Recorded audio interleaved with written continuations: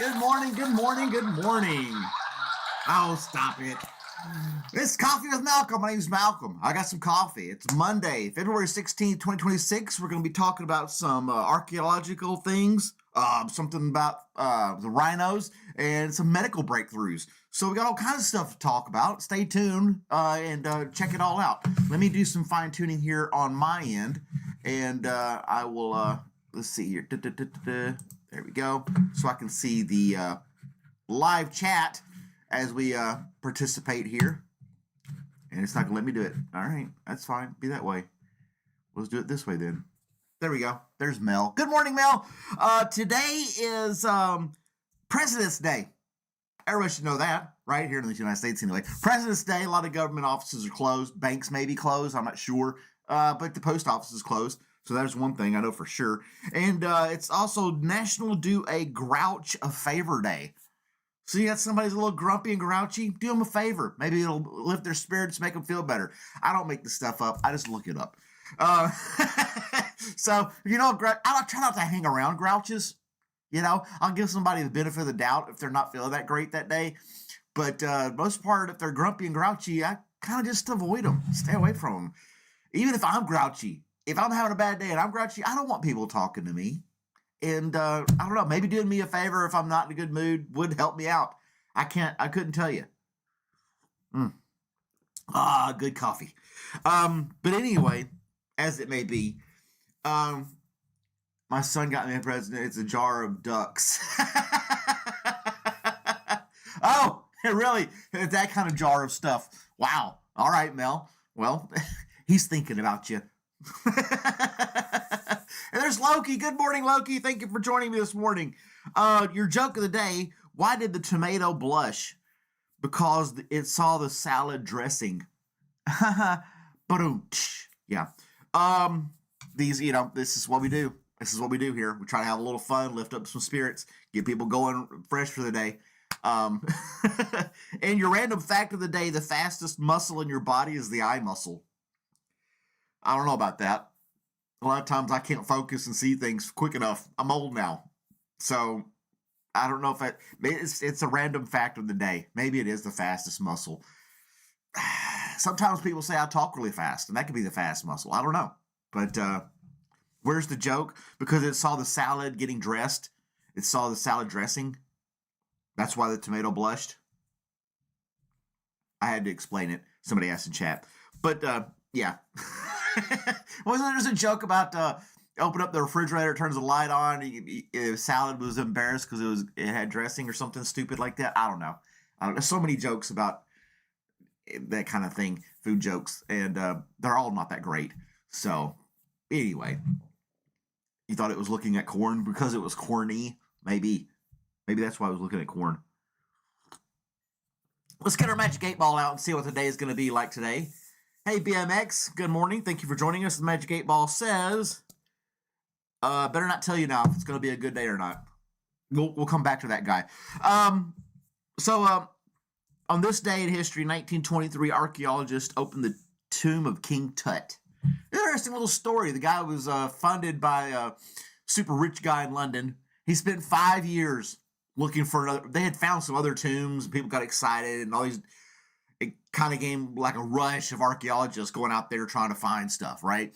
And this guy, I can't remember his name, you can look it up, spent 5 years. He had seen some research and some studies. There's a King Tutankhamun, whatever, guy out there. He's got to be out there somewhere. Couldn't find him for 5 years. And the rich guy was like, I'm pulling the plug. He's like, give me just one more year. And then he found it. Found some steps, opened it up. It was the one tomb. That's why it's so famous. It was the one tomb that was mostly intact and not been raided by looters and, well, I wouldn't say looters, but just tomb raiders, if you will, and pillaged and plundered for all its gold. Because when they buried these people, as you may know, they gave them all this stuff for the afterlife, all this gold, all these tools.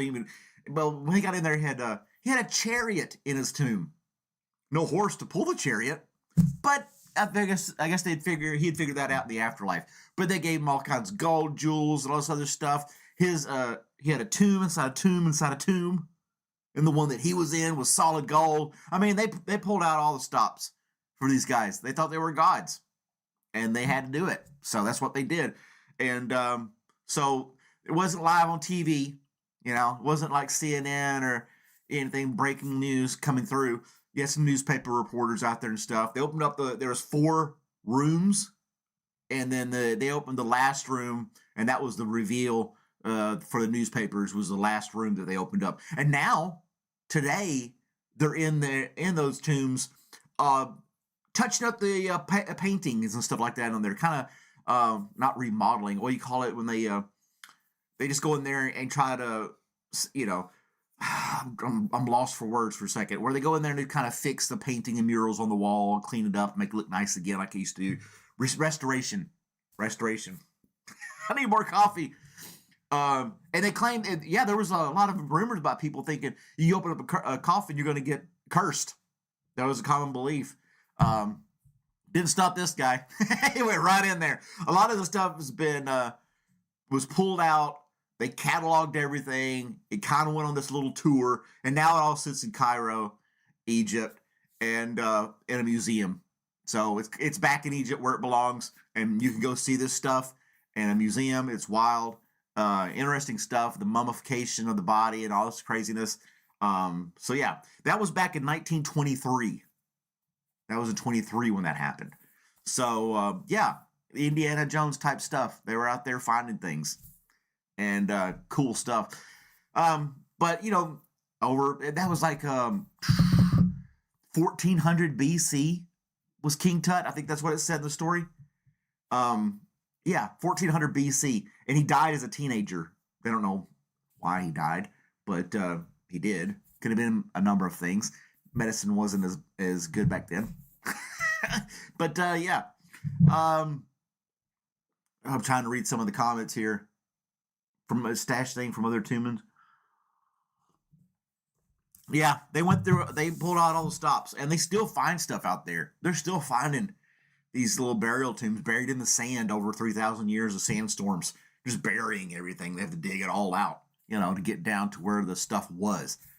So it's wild that they can, but I'm sure now with technology, they can do like sonar and radar into the ground, find this stuff a lot easier, get down there, you know, do the little brushes and stuff and fine tune, digs things out. And I don't know, somebody brought up, why are the noses falling off all these things in Egypt? All the noses, a lot of in Greek monuments and Roman stuff and the Egyptian stuff, the noses keep falling off. What's up with that? You think all that carving and different regions at different times, they couldn't get the nose to stay intact? I thought that was kind of weird. Some people are like, they destroyed the nose to hide their real culture so other people can take claim for it. And all this other conspiracy theory garbage that's out there. But anyway, how do they know his ages? I'm sure they can just, you know, compare his body size and the development of his body compared to other bodies of that era. Maybe that's how they knew his age. Maybe he had a sweet 16 candle sitting beside him. I don't know. I don't know how they knew his age. They do a lot of stuff, and I don't know how they do it. I'm just a dumb guy on YouTube. But I don't know.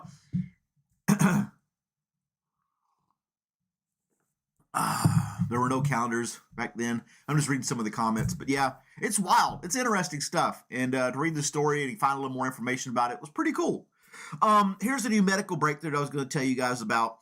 A spray-on powder that instantly seals life-threatening wounds in the battle or in disasters. It's a powder. You have a gunshot wound. You put this powder on it. Within a second, it says, it'll turn into a gel and clog the arteries and stop the bleeding within 1 second. It's insane. I know that when I was in the service, we had our survival kits, medical kits. They had this flat-looking pouch thing that you could slap on top of a wound to stop the bleeding. It was kind of cumbersome, and it wasn't 100% foolproof, but it was something, you know. And but now this just came out. They're going to start putting this. Military's going to start buying it up, put it in their first aid kits and everything for everybody to use. Remember seeing World War II movies where they sprinkled a little bit of powder on the wound to try to help stop the bleeding. And all it did was kind of, the idea behind it was to absorb some of the blood and clot. This stuff reacts to the calcium in the blood. It's crazy. Calcium in the blood, and it turns into gel and clogs the wound so it doesn't bleed anymore. And they say just throw it on there. Now, afterwards, they get to the medical team and they have to dig this stuff out and clean it out. I don't know how all that works out. I'm sure there's a method behind that as well. But it's wild. It's wild. It says it has a 99.9% antibacterial element to it. It's crazy. And they bought it. It's manufactured with natural ingredients. I don't know how they did it. Somebody in South Korea did it. This female scientist and some of her teammates did it in South Korea. It's awesome. It's amazing. I think it's a great thing to have. It'll probably be in ambulances for paramedics to use in situations, not just wartime stuff. But yeah, there's Robert for a second. Hey, Robert, come here, come here. Say hi to everybody. Say hi to everybody. You're not going to say hi? Oh, there's Robert. Hey, Robert. He's being a little needy. He's all pitiful this morning, following me around, wanting pets all morning long. You okay, buddy? You've been outside. Your fur's cold. There's your temperature for the day. Robert's fur is cold. Oh, man. Oh, so yeah, that's a cool scientific breakthrough there. I thought that was really neat. Terrain, Robert, super glue. Yeah, some people use super glue for wounds. But this stuff is supposed to be way better. What's your opinion on Intelligentsia coffee? I've never had it. I don't know about that Intelligentsia coffee. Somebody put me onto another one, Cool Beans or something like that. I ordered a bag of it. It should be here in a couple of days. We'll try that coffee out. Right now, I'm drinking Jittery Joe's. It's local to my area, local roaster. So that's the kind of coffee I'm drinking right now. And but yeah, I like trying different coffees. I have an email, coffeewithmalcolm@gmail.com. Shoot me an email. Let me know about your favorite coffee, and maybe I'll try it out. And I'm willing to taste test on camera if that's something you guys want. I'm down with that. That's the whole thing, Coffee with Malcolm, right? Last thing I got here real quick. South Africa sees a 16% decline in rhino poachings in 2025. So 2024, there was like 400-something rhinos poached for their horns. I mean, the superstition that the rhino horn has the special properties that can do things like, make you youthful or something. I don't know, but they're like poaching these. Now it's down to like 350 that were poached. Now, something preventive. They're going out there and deliberately tranquilizing these rhinoceroses, going out there to rhinos, tranquilize them, and sawing off the horn so the rhino doesn't have to die for its horn, and then letting it go back out there. So the rhinos run around with no horn, and that's to deter the poachers from killing the thing for its horn. They take the horn off. It's so jacked up. That's what they got to do to save these rhinos. It's crazy. It's like their defense. That's their weapon to defend themselves, Kick-ass coffee. I don't know. I'm reading some of the comments. Coffee makes you coffee. Ha ha. I like that.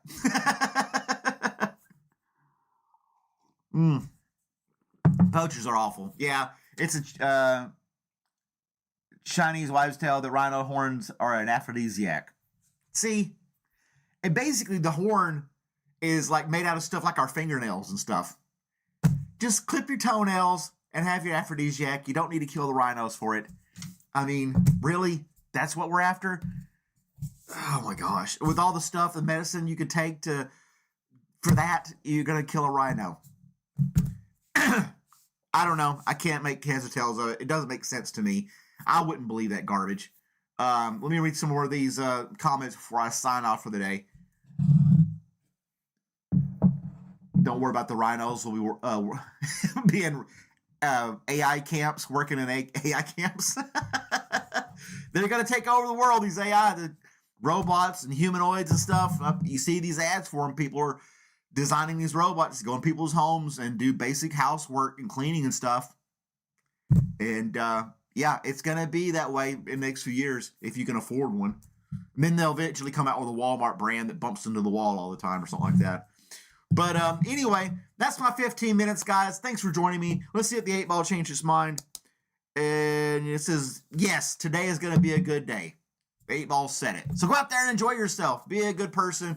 Be kind to somebody. Compliment a stranger. You might make somebody smile. Thank you all for watching and tuning in. I'm here Monday through Friday. Like, share, subscribe, and all that other good jazz. And have yourself a great day. Bye, everybody.